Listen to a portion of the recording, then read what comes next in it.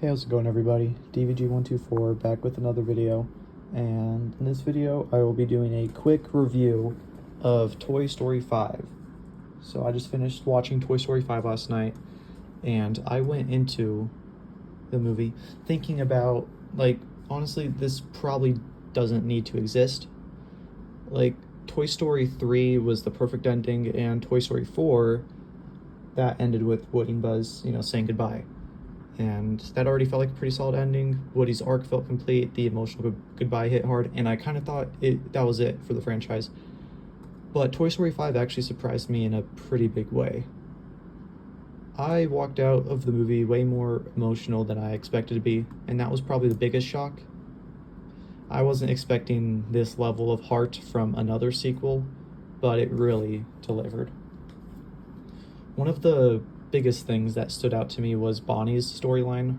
Her trying to make friends sounds simple on paper, but it actually adds a lot of emotional weight to the movie. It makes everything feel more grounded and relatable, like there's a real reason for the story to exist. But for me, the real highlight was Jessie. This film Jessie takes essentially the front seat and kind of drives this movie, while characters like Woody and Buzz, who, had done that in previous movies, they were, in the backseat, and this movie really strived in that sense.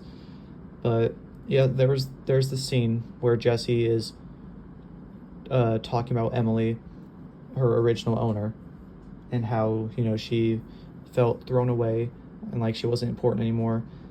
And then she connects that same feeling to what had previously just happened with Bonnie in the movie. Spoiler warning, I guess. And then it's like she's going through the same thing again. I guess that's not necessarily a super spoiler because the trailers kind of emphasize that a little bit, but there's a scene in the movie where it's really prevalent. But yeah, that moment already hits pretty hard emotionally, but then the movie adds the twist. Spoiler alert again. But then the movie adds this twist where Jessie finds out that Emily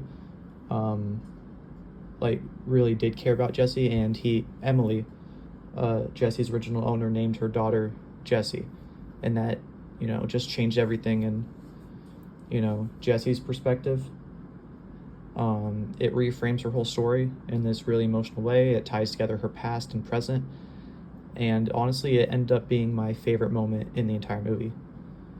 That scene kind of stuck with me even after the movie ended. It's one of those moments that makes you rethink how you see a character you've known for years. And, I'm emphasizing that scene again. It's, to me, it's important to have a Toy Story film, to have a really emotional driving factor to it. Like Toy Story 3 had, Andy growing up, and everything that came with that.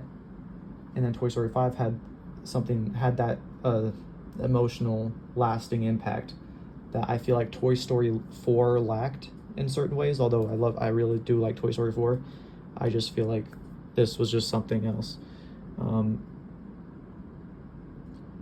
Now, and on top of that, the animation is truly insane.